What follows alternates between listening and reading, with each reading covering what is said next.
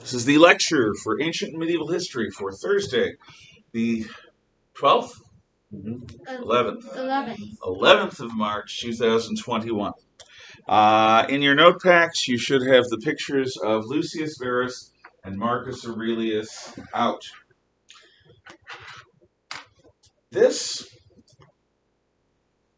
statue that's on my wall of Lucius Verus, which I'm going to re-aim the camera so that you can see a little bit, and which you can see in more detail in your notes, is something I use to indicate the degree of sophistication that was achieved by sculptors in the ancient world. Now, I've seen actual Roman sculptures like this one, and I can tell you in person, the hair looks fluffy. The beard looks fluffy and bouncy. To get that effect with marble, to get that smooth skin, the soft undulations of the muscles and the bones under the flesh, to get the expression in the eyes, it's a subtle expression, but it's there.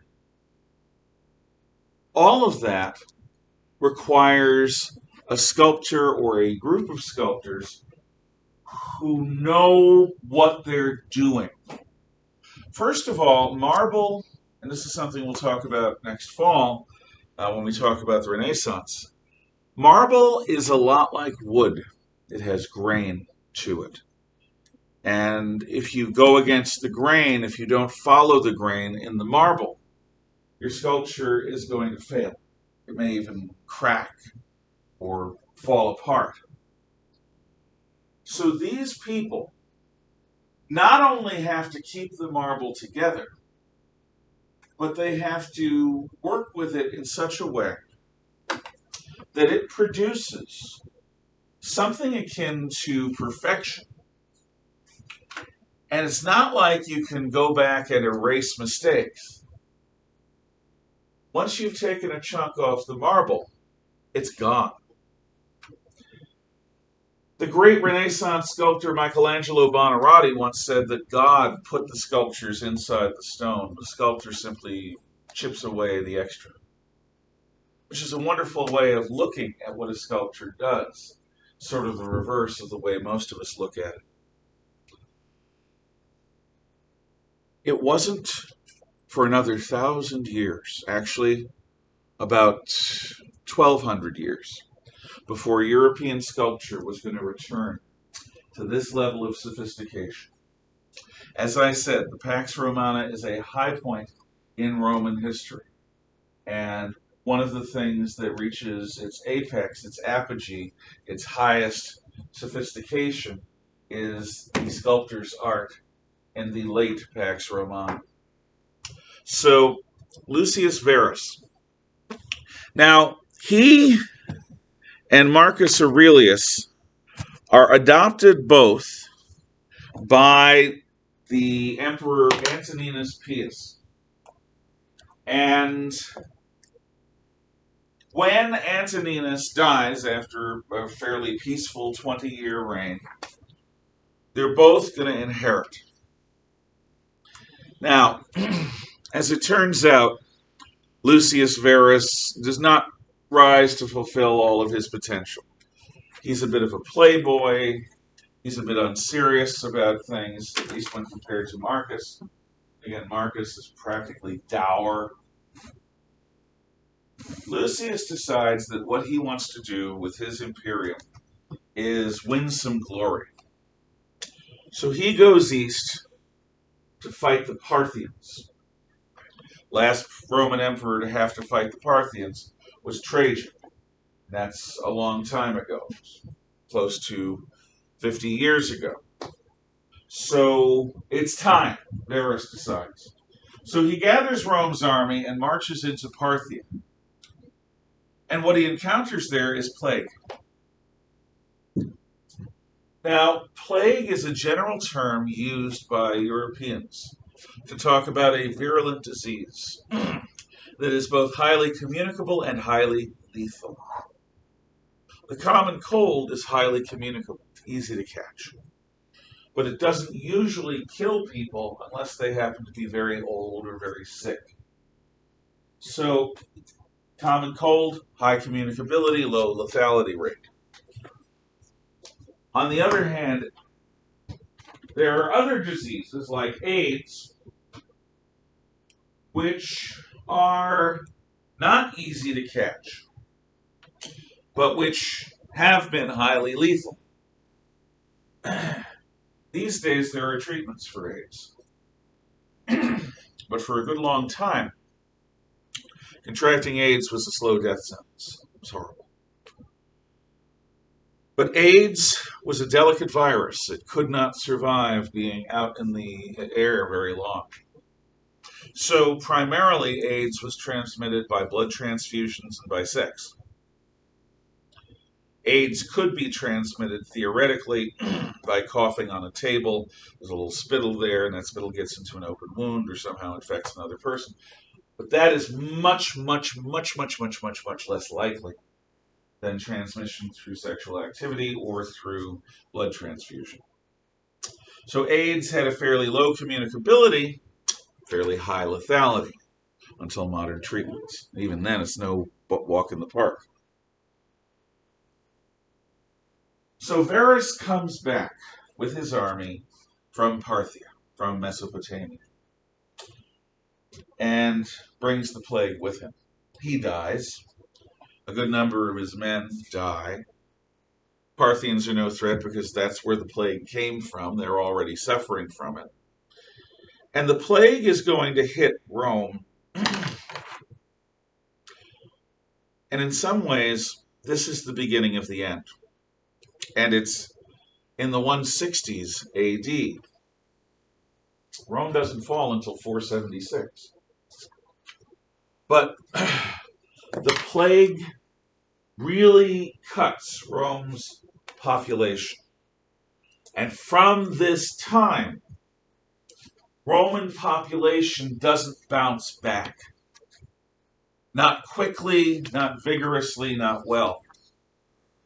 So, for the rest of its history, the Roman Empire is going to have an increasing problem with manpower. Workers, farmers, soldiers. There aren't enough to fill the empire. And this plague is the beginning. Now, it's not the end. It is the first wave of plagues. Plagues tend to come in waves. You get it, then there's a recovery, then you get it, then there's a recovery, then you get it. And this sort of rolling plague is something that is going to be affecting Rome for the next century or so. Certainly the next 50 to 75 years. So it was an ill-chosen moment. I mean, it's easy to say in retrospect for Lucius Verus to go east. What that leaves is Marcus Aurelius as the sole Roman emperor. And Marcus is practically unique in the history of the world. I will explain. Marcus Aurelius is trained by the Stoic philosopher Epictetus. Epictetus, E-P-E-C-E-T-U-S, Epictetus, this is sort of a CH sound for the C. You could say Epictetus if you wanted to. Epictetus is a slave. He is also one of the greatest philosophers of his era. And he is a Stoic philosopher. Stoicism basically involves not allowing yourself to be rattled by the world. Stoicism involves notions that in some ways this world has happened before, it will happen again. And because everything that is in this world has happened before and will happen again, there's no use getting upset about it. A Stoic will try to, like a Buddhist or like a good Christian mystic or Jewish mystic, overcome their passions in order to think clearly, in order to see the world clearly, in order not to react like an animal, but rather to react like a human being. So as a young man learning life, being educated, Marcus has one of the greatest teachers ever. Alexander the Great had Aristotle. Marcus Aurelius has Epictetus. And the thing about Marcus Aurelius is he himself is a first-class Stoic philosopher. Had he not been emperor, it is extraordinarily likely that his works would still have been written down and remembered. To have a first-class philosopher that also happens to be the leader of the most powerful nation in the world, this is almost unheard of. We don't elect philosophers as president of the United States. The Chinese Communist Party don't appoint philosophers as their leaders. I mean, they say they're Marxist-Leninists, and they come up with this philosophy of interpreting Marx and Lenin, but they're not. It's politics. It's hackery. The Soviets, they didn't have philosophers. Nazi Germany, I mean, you could argue many things about Hitler, but he was not a philosopher. Nor was Mussolini, nor was Hideki Tojo of the Japanese. We don't do much in terms of philosophers and political power in our modern age. It just so happened that Marcus Aurelius has this talent for thinking things through in a philosophical fashion, in a systematic way, logically. Now, Marcus is also unique.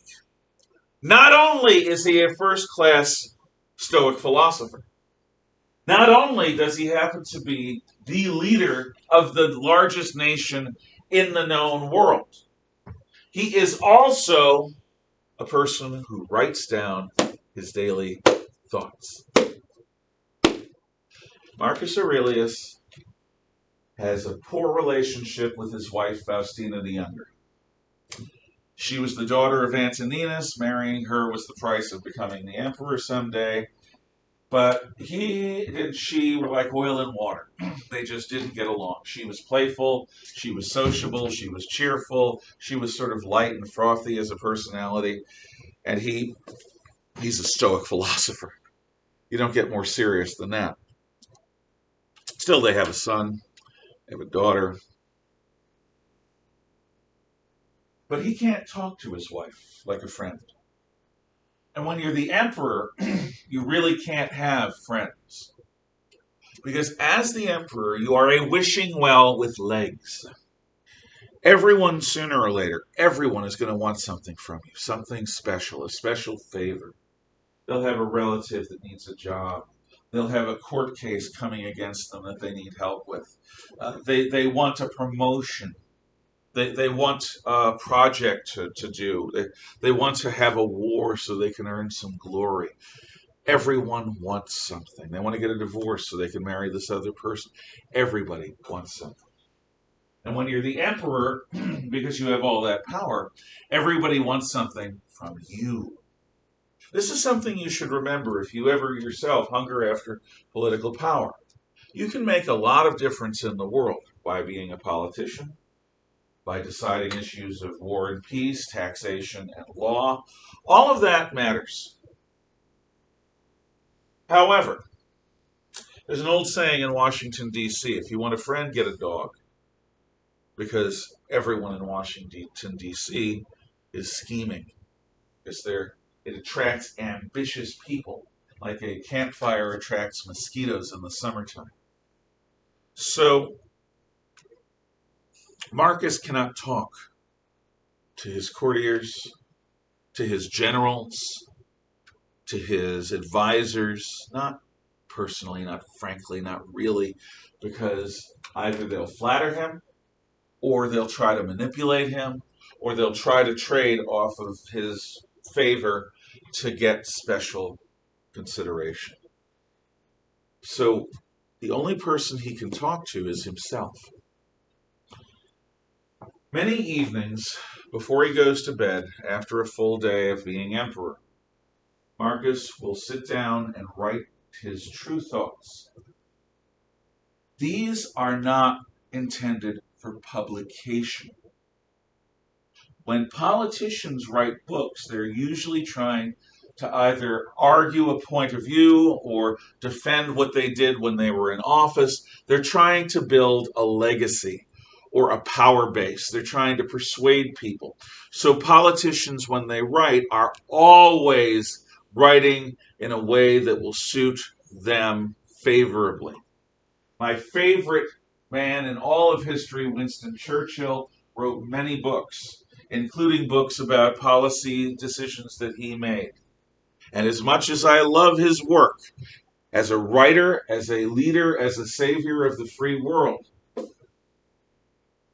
his books justified his points of view. It took me years to read the points of view of people around him to get a better picture of things, a more objective picture of things. But Marcus didn't do that. He wasn't writing for other people. He was writing because sometimes in life you've got to express yourself, even if only in private, even if only in a journal.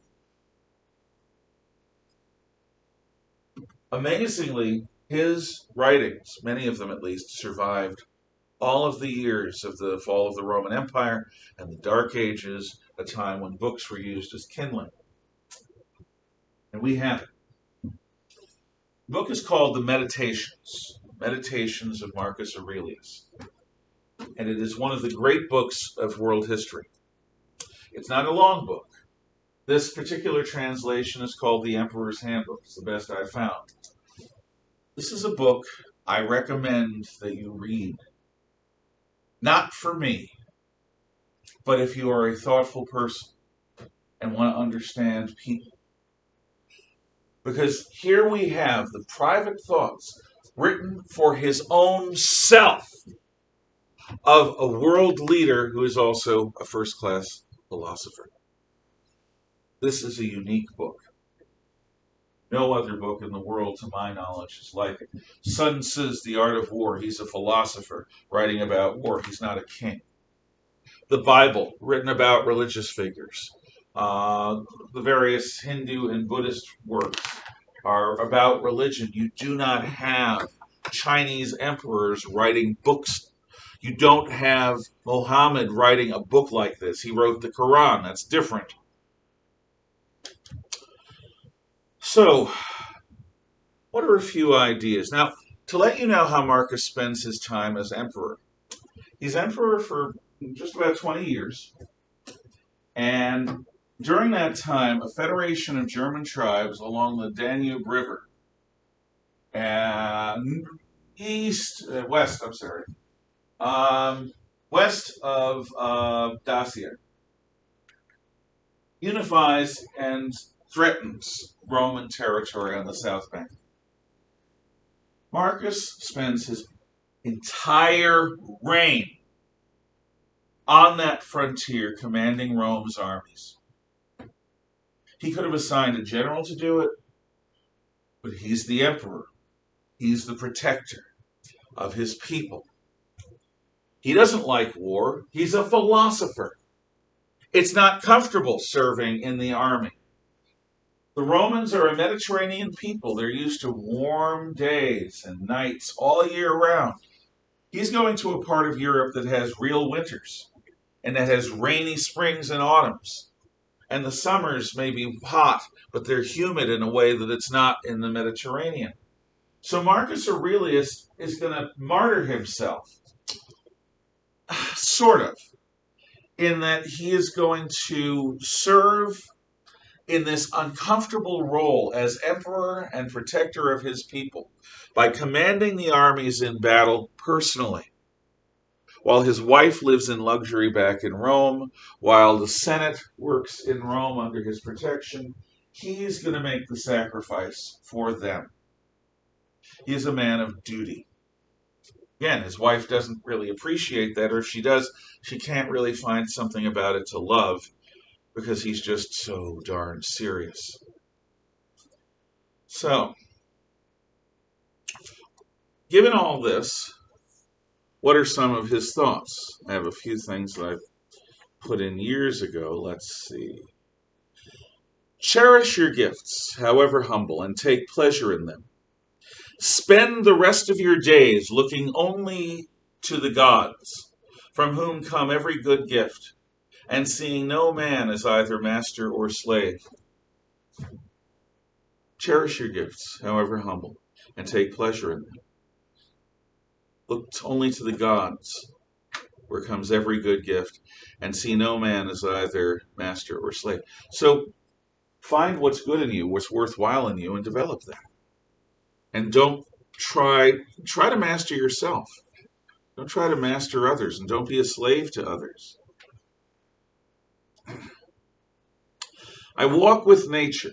I walk with nature until the day I fall down and find rest, releasing my last breath into the air from which I draw it, and all those that came before, and reposing in the earth from which my father took his seed, my mother her blood, and my nurse her milk, the same earth which has never failed to fill my belly and quench my thirst, which bears my rude tread and endures my rapacious abuse. I hope that at times in your life you get a chance to be in nature so that you can relate to the world, not to people. Relating to people is what we do. We're social creatures.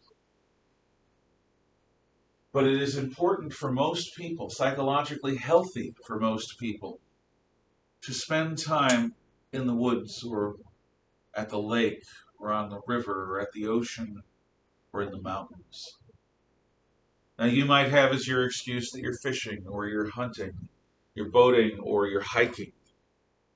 But the truth is, it's being in relation to the natural world. So Marcus is talking about that and trying to appreciate it.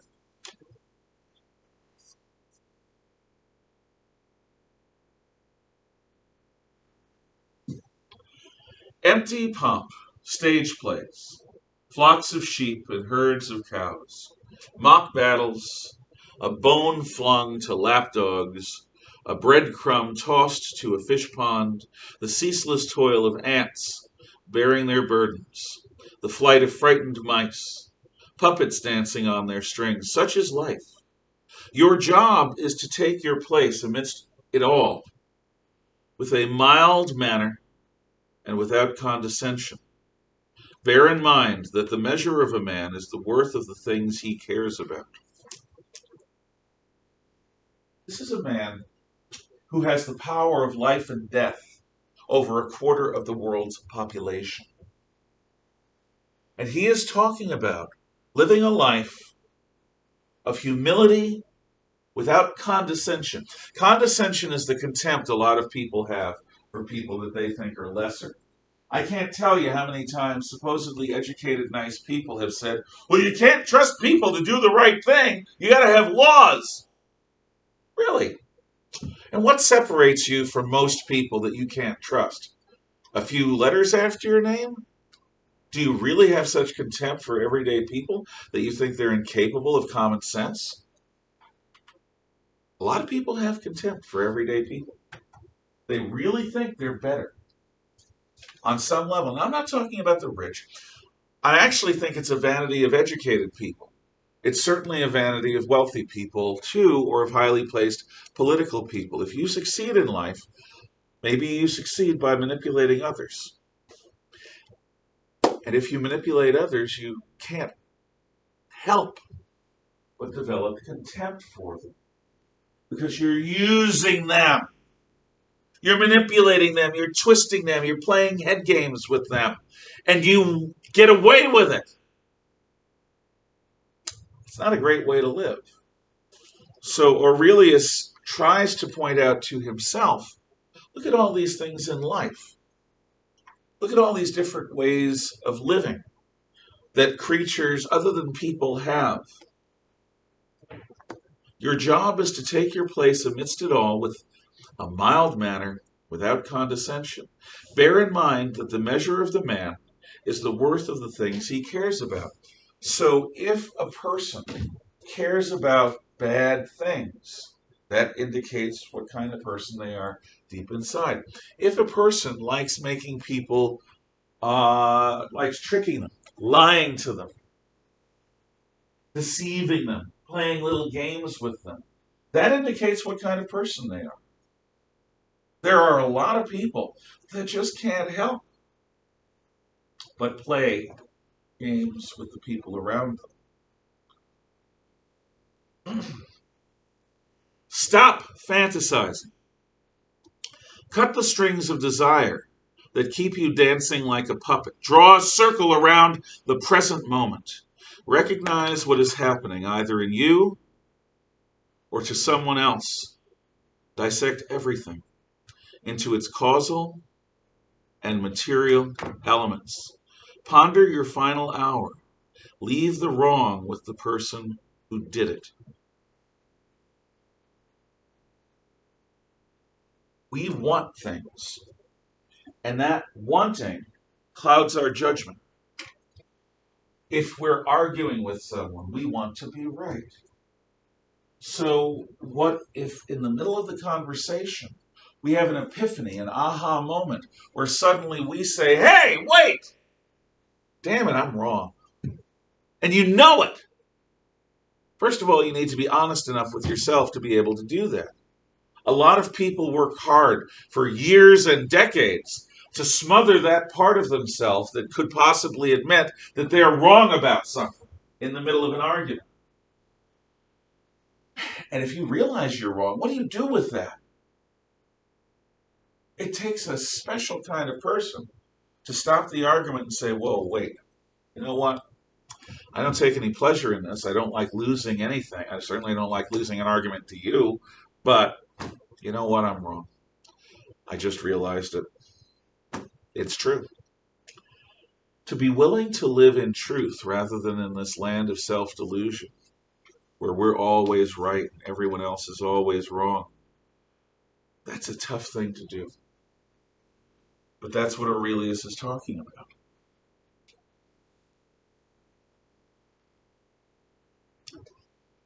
Remember that you don't lose any freedom by changing your mind and accepting the correction of someone who points out your error. After all, it is your initiative, your judgment, indeed your intelligence, that makes change and acceptance possible. This again. Do you understand how easy it is to be deluded when you're the emperor of the known world? No one is going to gainsay you. No one is going to tell you you're wrong when you don't want to hear it. No one is going to play that game. Why? What would Caligula do to somebody who told him he was wrong? Absolutely. And Aurelius, if he wanted to, could have anyone he ever knew murdered. And everyone knows it. So this is the emperor telling himself something important. You may get to a point in your life where you're surrounded by people who depend on you, and therefore those people will tend to agree with you. They won't tell you the truth. They'll tell you what they think you want to hear, because they want to get along with you. If you ever become that kind of person, you owe it to yourself and to the people who depend on you not to delude yourself, not to play games where you're always right, because it's you. To be willing to be corrected, to be willing to be rebuked. God, it's not fun to be rebuked. It's not. But to be willing to do it without rancor, without anger, without getting back at the person who did it, it's an amazing thing to be powerful and honest. Because the world, once you're powerful, is not interested in telling you you're wrong, even when you might be. Stop all this theorizing about what a good man should be. Just be it. In the end, life is not theory. Life is practice. College does not prepare you for that. College gives you, and this school gives you theory. And theory is good. You need it. You need a basic education. But in the end, when you are out of school, you will have to get your hands dirty and do work. You'll have to work with people who aren't always comfortable to deal with. You'll have to work at jobs that, if you get good pay, you better expect that those jobs are going to be difficult. They're going to tax you. If you get promoted, you know what you get? You get a slightly bigger paycheck. Maybe you get a bigger office. You get a better title. But instead of working 40 hours a week, you work an average of 60 hours a week. And if you have parents who are involved in high pressure jobs, you know what I'm talking about. They don't have it easy. Not when they're working. They work very hard. In the end, you can know all about virtue, but unless you are virtuous, it doesn't matter. It's not what you know. It's not on a test. Are you a person that's good to be around? Are you a person that's a person of their word? Are you honest? Are you good? Or aren't you? There's no hiding from it. People know. People know. They know how you are. You can change. Maybe they'll accept it. Maybe they won't. But don't think for a moment that you're really fooling anyone. In the long run, you don't.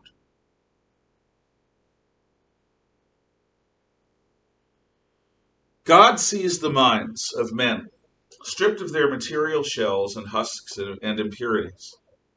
With his pure intellect, he touches the very parts that flowed from him into ourselves. Make a habit of doing the same, and you will rid yourself of minor distractions. Will the man who ignores his fleshy shell waste time fussing with his dress, his dwelling, his popularity, the costumes and stage scenery of life? Try to remember what's really important.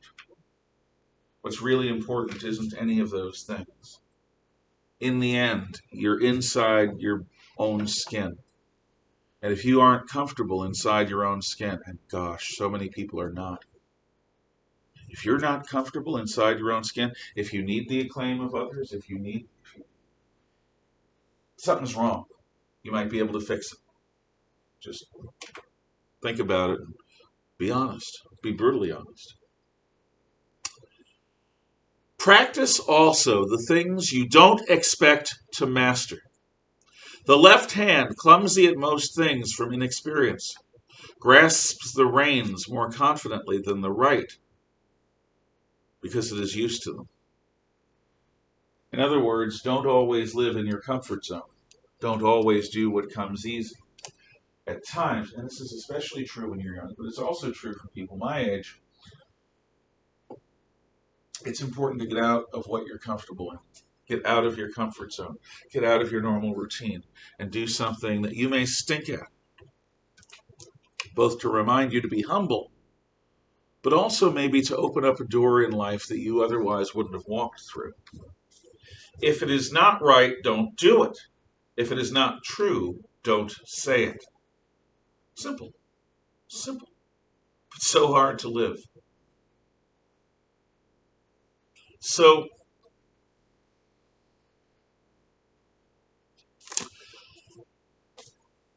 whether or not these meant anything to you, the fact of the book, as the private musings of a leader and a first-class philosopher, make it a unique text.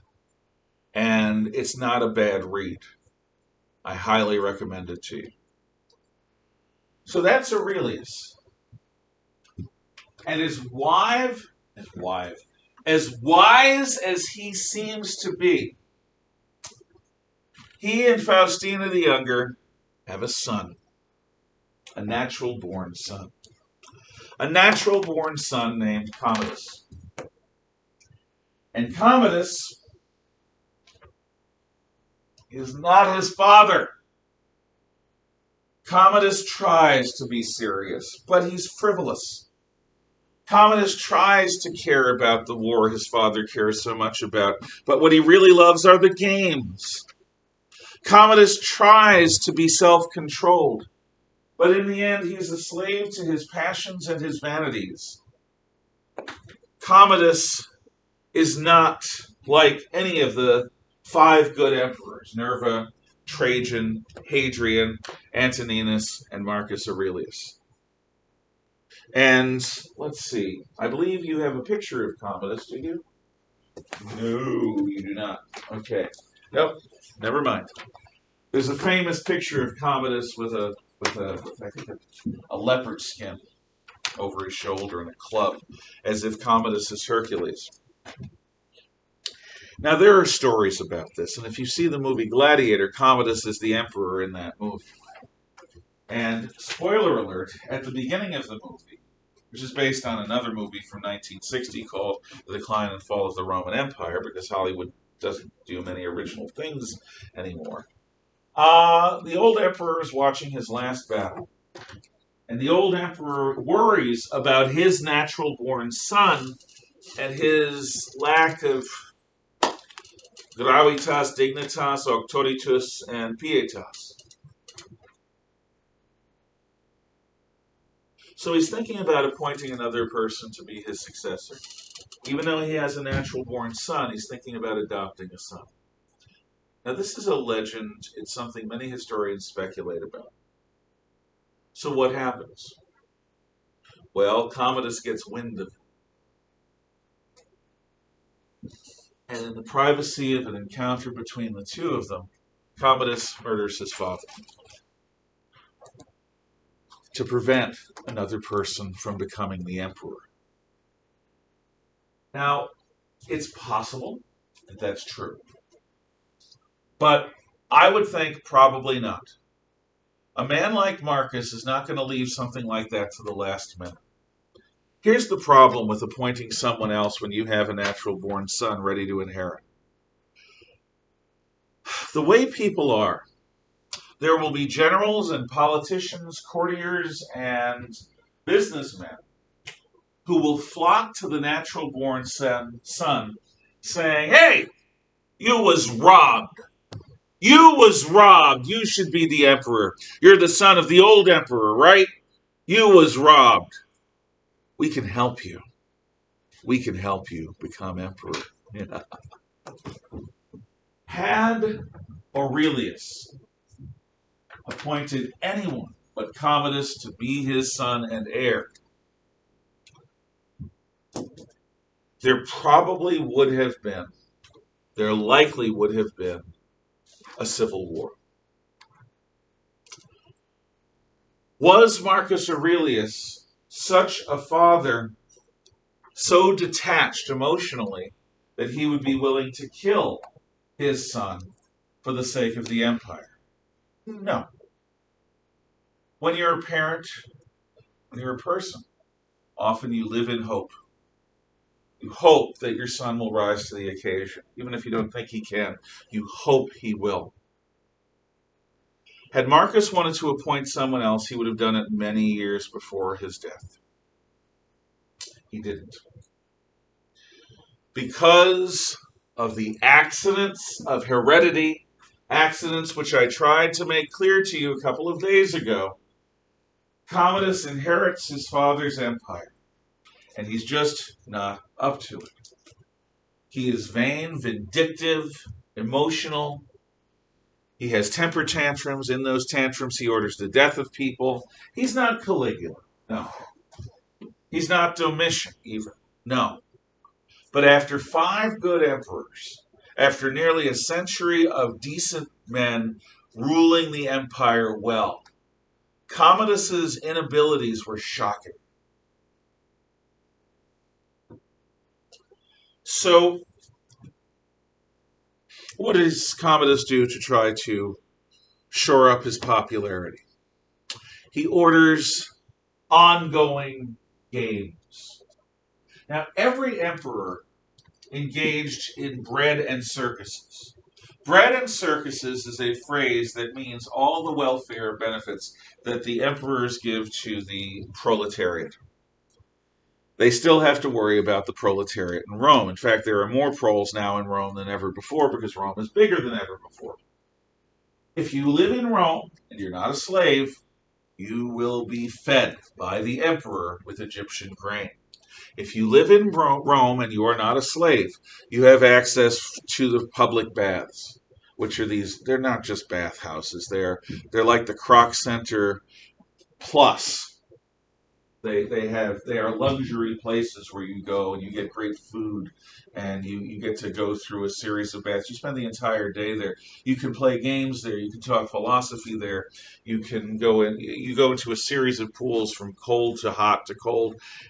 It's a big deal, and you stay clean. And because the Romans spend so much time with water, they have really good baths, the best baths in the ancient world. So, as a Roman, you could be a jobless person for your entire life. You still have food provided by the emperor, housing provided by the emperor. You have the baths that you can go to provided by the emperor. But also, life requires something more. So the emperor provides chariot racing and gladiatorial games, bread and circuses. And what the people have is they don't have freedom. They don't have the dignity of work. They don't have the self-respect that comes from supporting yourself or from making the important decisions in your life. No, they are completely beholden to the emperor. He is their patron. They are his clients. They owe him all loyalty. They have their bread and circuses. And in return for the bread and circuses, the Roman people give their utter loyalty to their emperor. What Commodus is going to do is he's going to provide ongoing games. Month after month after month. Every day in the arena, there are battles. There are individual contests and duels. There are battles with animals. There are battles between animals. There are public executions. The more exotic, the better.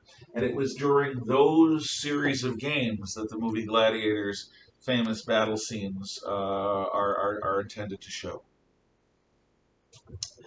However, in the end, you can't escape from who you are.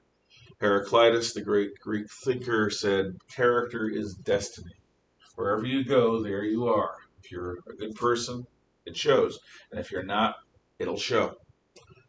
Commodus cannot escape his own problems, his own limitations, and his own weaknesses. So, let me tell you how Gladiator ends, and then we're going to compare it to the actual history. In Gladiator, the general Maximus, who ends up becoming a slave, the Spaniard, does a deal with Senator Gracchus. Yes! Once again, there's a Senator Gracchus, which is not historical in any way, shape, or form. And the deal is, if Maximus can kill Commodus in the arena, the Republic will be restored. So, Commodus goes into the arena to personally fight Maximus. He cheats because he's the emperor. He's not going to lose on purpose. But he loses anyway, and he dies. Maximus kills him, but Maximus dies in the effort, and so the Republic is restored. Yay! Here's what really happens. Commodus is murdered because he threatens too many powerful people, and he's not a good emperor. And so, Commodus is murdered, not in the arena. And then the Praetorian Guard auctions off the Imperium on the palace steps to the highest bidder. This is one of the sleaziest moments in Roman history. Yep, they kill the emperor, and they go to the steps, and they gather anyone in Rome who wants to be emperor, and the crowd who's going to watch all this. Who wants to be emperor? Where does the bidding start? Like an auction caller. They auction the Imperium. They auction the imperial roll off on the palace steps. Head up, please. Nothing could be further from the truth than the Gladiator ending where the Republic is restored. What posh, what nonsense. No. Things are about to get much, much worse. And that is where we will leave things after Commodus. We come back, or tomorrow, I will talk about the Pax Romana in other ways, and hopefully not fall. Thank you at home. Remember, you have a chapter survey this week. You are now on the sophomore schedule for a while, which means you have a chapter survey each and every week for a while. Look at the syllabus and come in on Monday with it done. Thank you. Have a nice day.